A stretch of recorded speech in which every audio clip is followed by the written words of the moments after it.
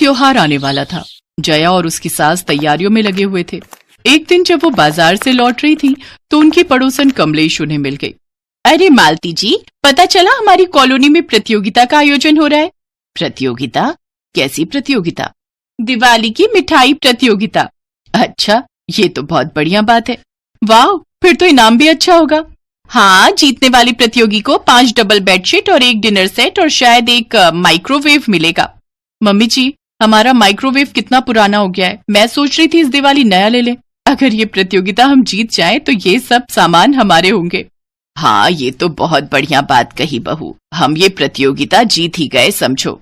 अरे ऐसे कैसे जीत गए? पता भी है, मैं भी अपनी बहू के साथ इस प्रतियोगिता को जीतने की पूरी कोशिश करूंगी। हम दोनों ने तो तैयारी भी शुरू कर दी है। बहुत बढ़िया स्वीट डिश बनाने वाली हूँ मैं, मेरी बहू के साथ मिलकर। हाँ हाँ, क्यों नहीं, तुम भी अपनी तरफ से पूरी कोशिश करो, हम भी पूरी कोशिश करेंगे। अब रिजल्ट तो जज के हाथ में होगा ना, वो किसको देंगे। मालती और जया घर आ जाते हैं। कमलेश बहुत चालाक स्वभाव की थी। वो रोजाना ही मालती और जया पर नजर रखने लगी और बार बार किसी न किसी बहाने उनके घर आने लगी ताकि वो भेद जान सके कि वो कौन सी स्वीट डिश बनाने की तैयारी कर रही है।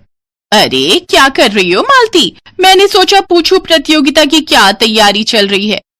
कुछ भी नहीं, अभी तो कुछ सोचा ही नहीं है।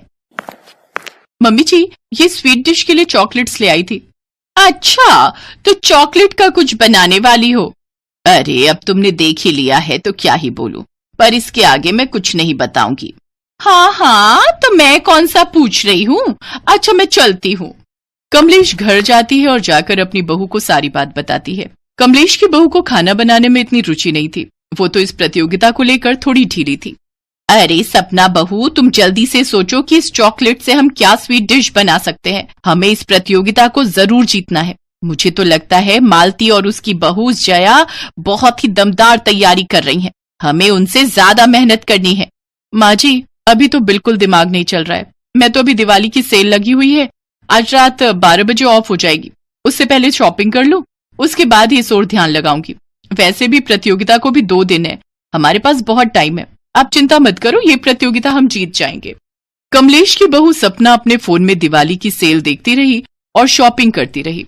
उसने प्रतियोगिता की ओर ध्यान ही नहीं दिया। कमलेश चॉकलेट से क्या बनाए उसे समझ ही नहीं आया। प्रतियोगिता का दिन आ गया। सब लोग अपनी अपनी दिवाली की मिठाई लेकर प्रतियोगिता के मैदान में पहुंचे। जिसने भी इस प्रतियोगिता में भाग लिया था वो सब हाथ में मिठाई के थाल लिए खड़ी थी। कमलेश के हाथ में भी मिठाई का थाल था, पर वो थोड़ी उदास थी। क्या हुआ कमलेश, तुम उदास क्यों हो? क्या करूं मालती, मेरी बहू ने तो इस प्रतियोगिता के लिए मेरा साथ ही नहीं दिया। मुझे कुछ समझ नहीं आया तो मैंने थोड़े से गुलाब जामुन ही बना लिए। ये तुम्हारे हाथों के तो नहीं लग रहे, ये तो मुझे बाजार के गुलाब जामुन लग रहे हैं। मालती जी और जया जी अपनी मिठाई लेकर स्टेज पर आए। मम्मी जी, हमारा नाम आ गया है, चलो हम जल्दी से स्टेज पर चलते हैं। कमलेश जानती थी कि वो झूठ बोल रही है। सच में वो गुलाब जामुन बाजार के थे। मालती और जया अपनी मिठाई लेकर स्टेज पर पहुंचती हैं। आपने आखिर ऐसी क्या खास दिवाली की मिठाई बनाई है, हम सबको बताएं। हम दोनों सास बहू ने चॉकलेट बर्फी बनाई है। वैसे तो ये सारा आइडिया मेरी बहू का था। उसने मावे के ऊपर चॉकलेट लगाकर एक बहुत ही अलग तरीके की अनोखी बर्फी तैयार की। मुझे अपनी बहू की काबिलियत पर विश्वास था और मैंने उसका साथ दिया, तो बस हम दोनों ने ये बढ़िया मिठाई तैयार कर ली। मैंने अकेले कुछ नहीं किया, मम्मी जी ने मुझे इस काम के लिए पूरा साथ दिया। मुझे प्रेरणा दी कि हमें प्रतियोगिता को जीतना है, तो यही प्रेरणा मेरे मन में विश्वास जगाने लगी और मम्मी जी और मैंने मिलकर ये चॉकलेट की बर्फी अलग तरीके से बना ली। अब तक मैंने सुना था कि सास बहू झगड़ा करती हैं, और यहाँ पर तो आप दोनों सास बहू के आपसी प्रेम को देखकर मैं भी हैरान हूँ। और आपने ये एक चॉकलेट की बर्फी बनाई है, ये तो बहुत ही टेस्टी है।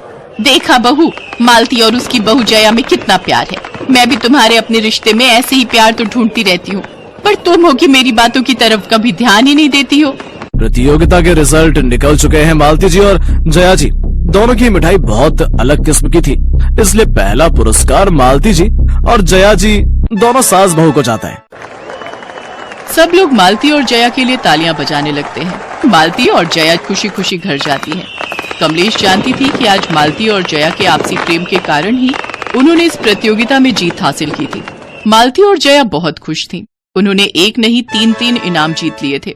कॉलोनी में सभी को मालती और जया के हाथों की चॉकलेट बर्फी खाने का मन था, इसलिए मालती और जया सबके लिए चॉकलेट बर्फी बनाती हैं, जो सबकी पसंदीदा दिवाली मिठाई बन जाती है।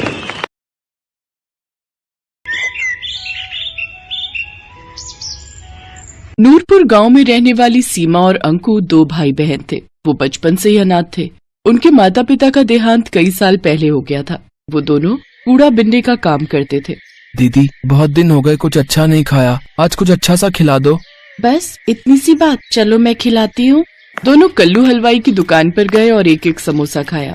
आज तो मजा ही आ गया दीदी, अगर ऐसा ही खाना रोज मिल जाए तो मजा ही आ जाए। नहीं भाई, रोज रोज हम ये अमीरों वाला खाना नहीं खा सकते। हमारे पास जितना है उसी में संतुष्ट रहना सीख। कुछ रोज बाद उस गांव में तेज बारिश आई और उनकी झोपड़ी बह गई। उनके पास जो भी सामान था वो बारिश में बह गया। दीदी आप रो मत, हम सेठ को जाकर बताते हैं तो वो हमारी कुछ न कुछ मदद जरूर करेंगे।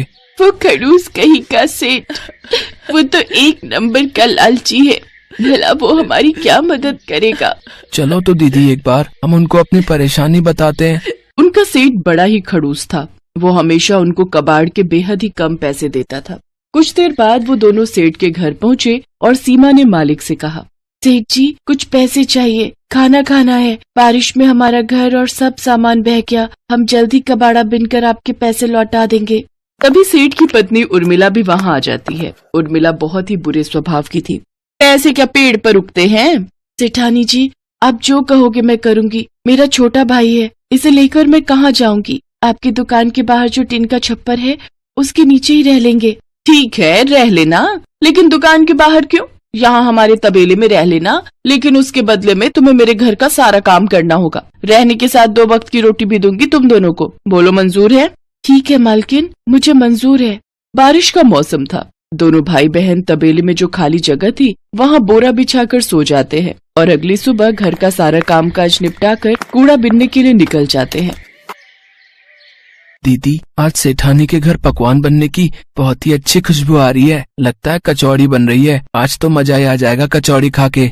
मैं तो सोच रही हूँ जल्दी से थोड़े से पैसे इकट्ठे हो जाएं, फिर हम अपनी झोपड़ी फिर से डाल लेंगे। तब तुम्हारी ये बहन तुम्हें अपने हाथों से कचौड़ी बनाकर खिलाएगी। कुछ देर बाद सेठानी 4 सूखी रोटी और रात की दाल लाकर उन्हें थमा देती है। सेठानी आप तो कचौड़ी बना रही थी। अंकु कब से उसकी ताक में बैठा था, उसका बहुत मन था। चुप कर, तू ये अमीरों का खाना है और तुम जैसे भिखारियों के लिए नहीं है। चुपचाप से ये दाल रोटी खाओ और फिर सो जाओ। सुबह 4 बजे उठकर गाय भैंस को चारा भी डालना है तुम लोगों ने। सेठानी वहाँ से चली गई। सीमा और अंकु की आंखों में बासी खाना देखकर आंसू आ गए। फिर सीमा ने अंकु से कहा, तू मत रो छोटे, मैं जल्दी तुझे कचौड़ी बनाकर खिलाऊंगी। दिन भर काम करके भूख लगी थी, इसलिए उन्होंने बासी खाना खा लिया और फिर तबेले में सो गए। अगले दिन घर का काम निपटाकर जब वो कूड़ा बिनने गए तो अंकु ने वहाँ एक चमकती हुई चीज देखी। दीदी यहाँ आओ, देखो तो ये क्या है। सीमा ने जब उसे बाहर खींचा तो देखा वो एक बहुत ही सुंदर कढ़ाई थी। ये कढ़ाई, ये भला हमारे किस काम की? लेकिन बाजार में बेचकर पैसे जरूर मिल जाएंगे। हाँ लेकिन नहीं, हम इसे बेचेंगे नहीं। जब हमारी झोपड़ी बन जाएगी तब मैं अपने भाई को इसमें कचौरी बनाकर खिलाऊंगी। वो दोनों छुपकर उस कढ़ाई को तबेले में ले आए। अपने हाथ में कढ़ाई लिए सीमा अंकु से कहती है, एक दिन मैं अपने अंकु के लिए इसी कढ़ाई में कचौरी बनाऊंगी। दीदी मेरा मन तो अभी भी बहुत कर रहा है कचौड़ी खाने का। काश कि कोई जादू हो जाए और ये कढ़ाई कचौड़ी से भर जाए। उसके इतना कहते ही वो कढ़ाई कचौड़ियों से भर गई। दोनों भाई बहन ये चमत्कार देखकर हैरान थे। इसका मतलब ये कोई जादुई कढ़ाई है, इसीलिए इतना चमक रही है। मैं एक बार और कहती हूँ, काश की जल्दी से कोई जादू हो जाए और ये कढ़ाई मिठाई से भर जाए। उसी पल वो कढ़ाई मिठाई से भर जाती है। दीदी इसमें तो सचमुच मिठाई आ गई। मुझसे तो अब इंतजार नहीं हो रहा। सेठ सेठानी भी सो गए हैं। चलो अब जल्दी से ये खाना खा लेते हैं। उन दोनों ने सेठानी का दिया हुआ खाना भैंस को डाल दिया और पेट भरकर वो पकवान खाए। फिर उस कढ़ाई को ले जाकर तबेले में घास के नीचे छुपा दिया। जब भी उन दोनों को भूख लगती वो कढ़ाई से अपना मनचाहा खाना मांग लेते। साथ ही सेठानी का दिया हुआ बासी खाना गाय भैंस को डाल देते। अगले दिन उन दोनों की सेहत को देख सेठानी अपने कमरे में सेठ जी से कहती है, इन दोनों को तो मैं बासी खाना देती हूँ, फिर भला इनकी सेहत पर कोई असर क्यों नहीं हो रहा? ये दोनों तो दिन पर दिन फूलते ही जा रहे हैं। सही कहा भाग्यवान। मैं भी देख रहा हूँ कि कुछ दिनों से इनकी सेहत बहुत अच्छी हो गई है। कहीं ऐसा तो नहीं कि कबाड़ बीनते हुए इनके हाथ कोई खजाना लगाया हो। तुम इन पर नजर रखना शुरू कर दो। इसके बाद सेठानी ने उन पर नजर रखना शुरू कर दी और उसे उनकी उस जादुई कढ़ाई के बारे में पता चल गया। भाई, आज जो तेरा मन है इस जादुई कढ़ाई से मांग ले। काश की कोई जादू हो जाए और ये कढ़ाई मैगी से भर जाए। पल भर में ही वो कढ़ाई ढेर सारी मैगी से भर जाती है। दोनों भाई बहन बड़े मजे से उसे खाते हैं। अच्छा, तो ये वो जादुई कढ़ाई है जो इन गरीबों को अमीरों वाला खाना देती है। इससे तो मुझे चुराना ही होगा। अगले दिन मौका मिलते ही सेठानी ने वो कढ़ाई निकाल ली। देखो जी, ये उन बच्चों की सेहत का राज, ये जादुई कढ़ाई जिसे मैं चुरा लाई। अब देखो, मैं तुम्हारे लिए गर्मा गर्म पकवान बनाती हूँ। ए जादुई कढ़ाई, अपना जादू दिखा और हमारे लिए बिरयानी बना दे। अरे वाह, ये तो कमाल हो गया। अब तो तुम्हें कभी खाना बनाना ही नहीं पड़ेगा। तुम्हारी मेहनत भी बचेगी और राशन पानी का खर्चा भी। बिरयानी खाकर तो सचमुच मजा ही आ गया। अब बस गर्मा गर्म दूध मिल जाए तो फिर तो मजा ही आ जाए। लो, अभी लो। ए जादुई कढ़ाई, जल्दी से गर्मा गर्म दूध दे दे। गर्म दूध देख सेठानी ने कहा, ए जादुई कढ़ाई, हमारे यहाँ हमेशा ही गरम गरम दूध की नदियाँ बहती रहे। तभी पूरे घर में गर्मा गर्म दूध की नदियाँ बहने लगी और सेठ सेठानी के पैर उसमें जलने लगे। अरे बस कर जादुई कढ़ाई, जल्दी से दूध देना बंद कर दे। दोनों के पैरों में खौलते दूध से छाले पड़ गए, लेकिन कहीं किसी को इस बारे में पता न चल जाए, इस कारण वो चुपचाप वो दर्द सहते रहे। सीमा ने ये सब देख लिया और दरवाजे पर खड़ी सीमा कहने लगी, आज आपके लालच ने सेठानी जी आपको कितनी बुरी तरह जला दिया। काश की कोई जादू हो जाए और ठंडे पानी से ये घर बढ़ जाए। कढ़ाई से ठंडा पानी निकलने लगा और सेठ सेठानी जलने से बच गए।